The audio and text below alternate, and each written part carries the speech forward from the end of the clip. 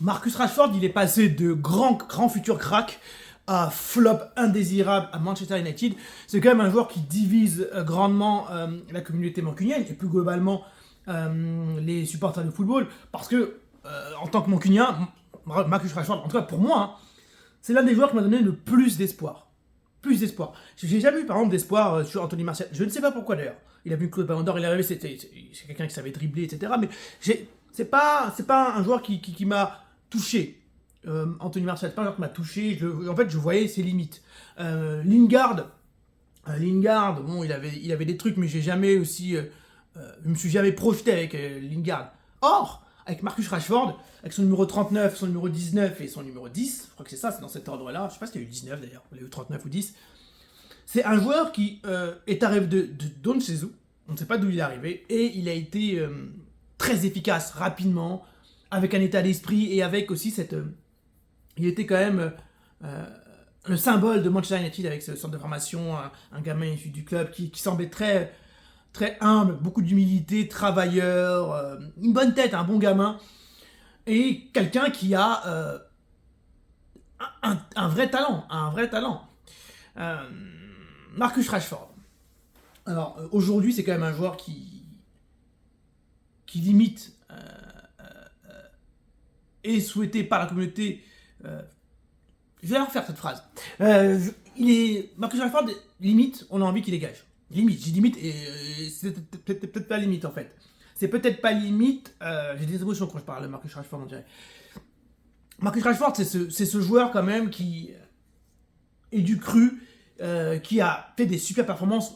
On s'en souvient, Marcus Rashford, c'est quand même le joueur qui a fait peur au FC Barcelone de Xavi, qui était l'équipe championne d'Espagne devant le Real Madrid en Europa League, où Rashford nous a fait 2 matchs extraordinaires où il a fait pleurer Al Rojo et qui était incroyable. Al Rojo, qui est quand même le défenseur qui était en grosso modo en duel avec Vinicius Junior. Mais Rashford l'a quasiment mangé et à chaque fois qu'il touchait le ballon, il était, entre guillemets, c'est des guillemets que je vais mettre, comme le CR7 de l'époque de 2007-2008, quand tu le mettais en pointe, je parle sur son match Rashford, tu le mettais en pointe tout seul, quand Ferguson l'avait mis en pointe tout seul contre Barcelone, c'était un truc, dès qu'il avait le ballon, waouh, tu disais waouh, il va se passer une dinguerie.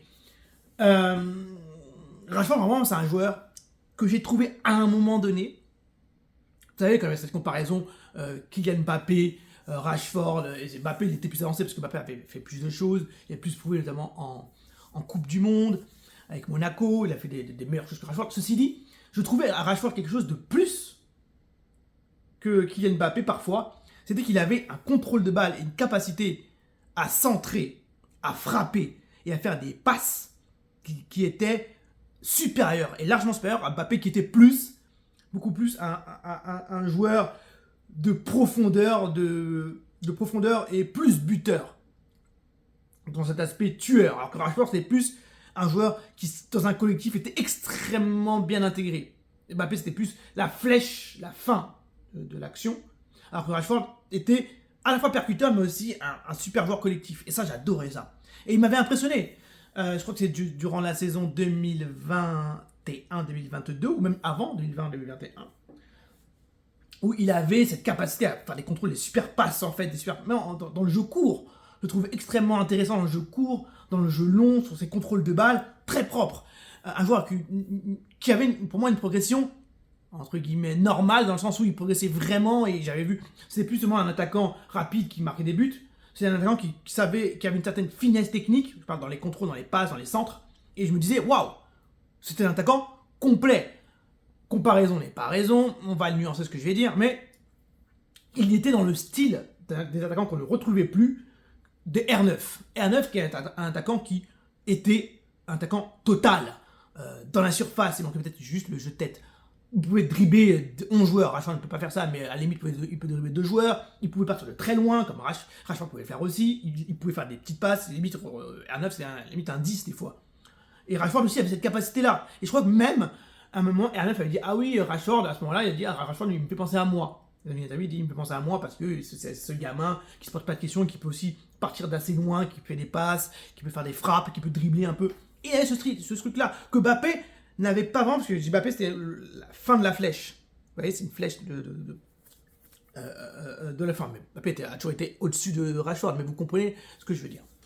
Et dans cette progression, il a, entre guillemets, un peu confirmé, notamment sous Solskjaer, avec de nombreux buts, et on se rappelle du duo pendant le Covid, dans la deuxième partie de saison, à partir de 2021, je crois. Bruno Fernandes, Rashford, c'était incroyable. Des fois, ils étaient sur le banc, ils rentraient, ils changeaient tout le match. C'était impressionnant, et moi j'adorais Rashford. Et j'ai eu vraiment un amour pour ce joueur, avant même que ses actions caritatives, parce que il progressait, c'est un joueur du cru, et je voyais, et j'aimais ce style de joueur. Il se la racontait pas trop en plus, après, qu'il se la raconte ou pas, moi ça me dérange pas, s'il fait le taf sur le terrain. Mais Rashford avait vraiment ce potentiel. Après, il y a ce truc avec Rashford qui est que il a progressé, il a marqué des buts, mais il n'a jamais atteint le palier où on se dit il est à ce niveau-là. On a toujours dit, on a l'impression qu'il est prometteur, il va progresser. Alors que Mbappé, il a passé le cap, il a gagné la Coupe du Monde, ensuite on a senti quelque chose où il roulait un peu sur le football mondial. Rashford, il est un peu dans ce truc où, un peu qu'il était toujours en transition. Parce que des fois, il passe à côté, ou il faisait des... Ou après, il est aussi, parce qu'il a un contexte particulier avec Manchester United, qui n'est pas un club qui réussit. Peut-être que Rashford, dans un Manchester United qui marche très bien, ou Manchester City, c'est peut-être autre chose à ce moment-là. Il y a aussi ça qui joue. Donc, il y a aussi le club qui joue contre lui. Il y a aussi le club qui joue contre lui. Il a aussi une blessure à l'épaule, et quand il est revenu de cette blessure, il était un peu en difficulté. Même quand il y avait Cristiano Ronaldo en même temps que lui, il était aussi un peu en difficulté, un peu en dessous, mais un peu comme tout le monde finalement, parce que Cristiano Ronaldo écrase un vestiaire, malgré lui parfois. Hein. Il écrase quelque chose, même si voilà, il avait du mal à composer avec lui parfois.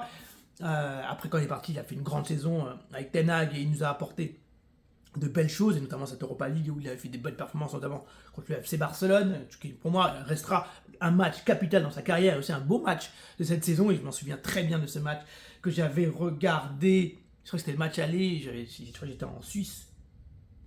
J'étais bloqué en Suisse. J'avais raté une correspondance, j'avais regardé ce super match. Barcelone, je parle pas de Barcelone, Manchester United, et pas le retour. Rashford, depuis lors, subit une déliquescence, mais une chute vertigineuse. Et certains le marquent, notamment après la défaite de l'Angleterre en finale de l'Euro, après son pénalty raté. Mais d'ailleurs, Rashford n'est pas un titulaire indiscutable. Elle n'a jamais été un titulaire indiscutable avec l'équipe d'Angleterre. Contrairement à plein de joueurs anglais qui...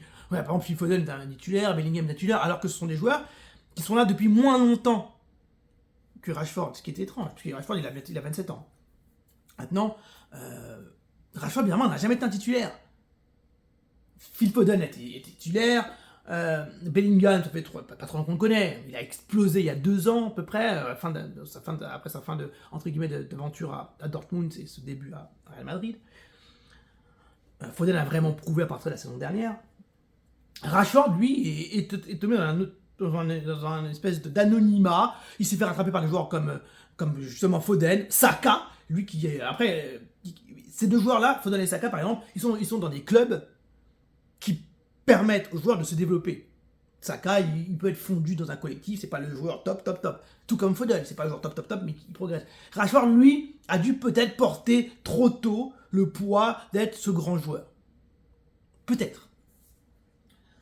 Toutefois, au-delà de Manchester United, etc., on sent quelque chose qui ne se passe pas avec ce joueur, qui ne se passe plus, et même avec le public. Il a perdu le public, même dans ses efforts. Avant, il était pas comme ça, même dans ses efforts, on le sent moins impliqué. Est-ce que peut-être qu'il était devenu trop superstar, et il se dit maintenant je veux être une espèce de Mbappé de Manchester et on joue pour moi?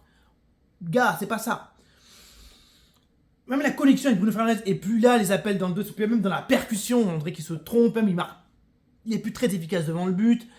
C'est un joueur qui s'est fait rattraper par Alejandro Garnacho, qui quand même, on peut l'aimer, c'est quand même un joueur assez limité aujourd'hui, et qui est jeune, c'est normal. Pourtant, c'est un joueur qu'on a prolongé, dont on a multiplié le salaire, enfin en tout cas qu'on a démultiplié le salaire, qui a un très très gros salaire du vestiaire, je crois que le deuxième après Casemiro, et Bruno Fernandes peut-être, je crois qu'il est plus haut que Bruno Fernandes, je crois.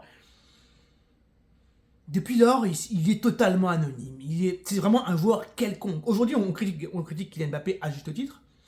parce que c'est plus le Kylian Mbappé d'autrefois et qu'on sent qu'il n'est pas là. Mais pour moi, c'est sans commune mesure avec Rashford. Rashford, sa déliquescence est beaucoup plus dramatique que la déliquescence de Kylian Mbappé. Kylian Mbappé, oui, il est beaucoup moins bon. Rashford est beaucoup moins bon. Vraiment, il sort à la mi-temps, il marque pas de but, il n'est pas impliqué. Voilà. Il a du mal à passer en 1 contre 1. On sent qu'il a toujours cette patte, cette frappe, mais il y a quelque chose qui ne se passe plus. Pour ceux qui ont joué au foot ou qui ont fait de la musique ou dans d'autres choses, des fois c'est une question d'harmonie. Les joueurs, vous savez, j'en parle souvent en fait, cette question d'harmonie. C'est un joueur, il fait les choses facilement, c'est simple. Il réfléchit pas, il est dans le bon tempo. Vous savez, la passe au bon moment, l'appel dans le bon moment, c'est simple, c'est facile. Le dribble au bon moment, le crochet, la frappe. On a l'impression... Vous savez, c'est comme quand vous recevez vos appareils, là, Bouygues ou je sais pas quoi, vous synchronisez votre télécommande, vous synchronisez les trucs. On a l'impression qu'il s'est désynchronisé avec le reste de l'équipe ou avec son jeu lui-même. C'est-à-dire que son cerveau et ses jambes sont désynchronisés. Son cerveau, ses jambes et les restes de ses coéquipiers sont désynchronisés. Le Rashford et son coach sont désynchronisés. Rashford et les supporters sont désynchronisés. Donc il n'y a plus cet amour supporter-Rashford. Il n'y a plus ce lien entre les joueurs, l'équipe et Rashford. Rashford n'a plus de lien avec l'équipe, il fait plus les efforts. Il n'a plus de lien avec les entraîneurs. On a l'impression qu'il a abandonné par Ten Hag à un moment, alors qu'il comptait sur lui, on a l'impression qu'il avait abandonné. Il ne se passe plus ce truc. Et quand il dribble quand il doit faire la passe, il frappe quand il doit faire la passe, il fait la passe quand il doit frapper, bref, il y a quelque chose qui ne se passe plus, et quand il marque, parfois c'est brouillon, on sent que les buts qu'il met à Porto, bon, il a fait quand même un pas aussi mauvais match, offensivement. Mais voilà, Rashford on entend beaucoup plus. Et la question est de se dire aujourd'hui, un joueur qui a 27 ans, parce qu'on a l'impression qu'il a encore 23 ans, il a 27 ans, on a l'impression que c'est toujours le futur crack, t'as 27 ans, gars. Rattrapé par Foden, Saka, et limite Greenwood à rattraper. Il joue à l'Olympique de Marseille. Palmer, même si c'est un peu moins offensif. Garnacho, qui est devant lui maintenant à Manchester United, limite, à son poste. Est-ce que finalement c'est un flop, comme on en connaît beaucoup dans le football anglais, les Townsend, les Lennon, ce type de joueurs qui ne sont pas forcément des flops en tant que tels, mais qui sont ces joueurs qu'on met au pinacle, qu'on dit qu'ils sont à l'acmé de leur carrière à un moment, alors que finalement sont des petits joueurs rapides sur le côté, qui sont sympathiques et qui disparaissent, qui sont dans un total anonymat, qui finissent à Everton. Je ne suis pas contre les supporters d'Everton, mais vous comprenez ce que je veux dire. Est-ce que Rashford doit être vendu à la fin de la saison s'il continue sur ces performances-là? Qu'est-ce que va en faire Amorim? Moi, Rashford, ses pieds, je vois encore une certaine qualité, mais je vois de la désynchronisation.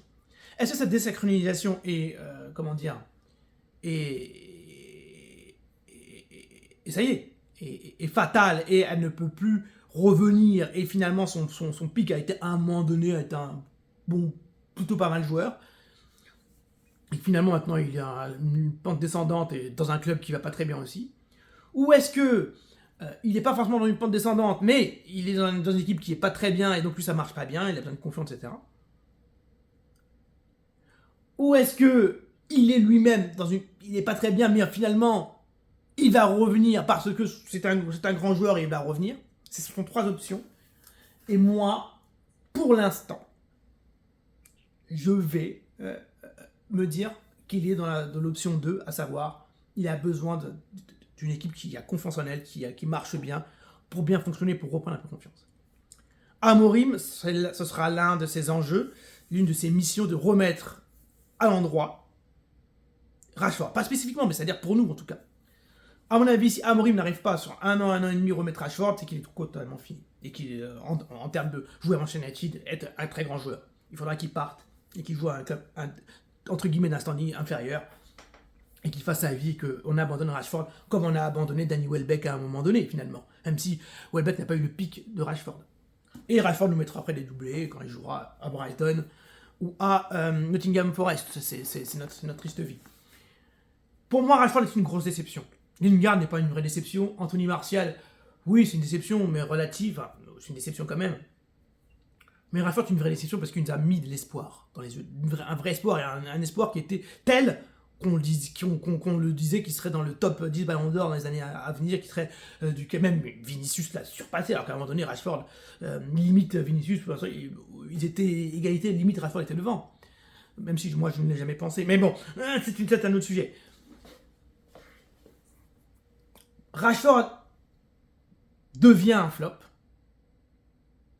Il nous montre à chaque fois des vidéos où il s'entraîne, il est là, je m'entraîne, il est torse nu, il est sec, il met des grosses frappes comme il sait le faire, mais sur le terrain, il pousse le ballon trop loin, c'est pas fluide, il conduit de balle, il force sur son jeu, même si on sent que c'est quand même un joueur collectif, on sent qu'il est content pour les autres, on sent qu'il est amoureux de Manchester United. C'est un joueur qui est aussi, dans le projet Manchester United depuis 10 ans, est à la base aussi du problème, il symbolise ce Manchester United déliquescent, il symbolise ce Manchester United peu combatif, il symbolise ce Manchester United défaillant. Je pense qu'il est à la croisée des chemins, que ça va être compliqué pour lui. Il a 27 ans, donc normalement c'est là où il doit se redresser. Physiquement, je le sens bien, il ne semble pas avoir de blessure. Il a entre guillemets cette chance en ce moment de ne pas trop être appelé au travail international, donc il peut se préparer. Il y a un nouveau coach qui arrive. Le supporter, quoi qu'on dise, inconsciemment, on veut qu'il réussisse, on l'aime, c'est un enfant de chez nous. Moi, j'aime le voir sur le terrain, mais il me frustre tout le temps. Il fait partie pour moi d'une liste de joueurs qui symbolise cette défaite de Manchester United. Ceci dit, je veux le voir. Je veux le voir revenir. Et je veux y croire. En fait, je veux y croire, mais j'y crois plus. C'est une belle phrase, non? Dites-moi ce que vous en pensez. Est-ce que Rashford est un flop définitif, ou est-ce que c'est quelqu'un en lequel on peut encore croire? Est-ce qu'Amorim va pouvoir le rebooster ou pas? Est-ce que c'est plutôt est-ce que c'est à cause de l'équipe qu'il est mauvais? Est-ce que c'est lui? Est-ce qu'on l'a juste surestimé à un moment, on l'a mis à un niveau où c'était pas le sien? Dites-moi ce que vous pensez de Marcus. On verra ce qu'il fait soit Amorim et on se voit dimanche.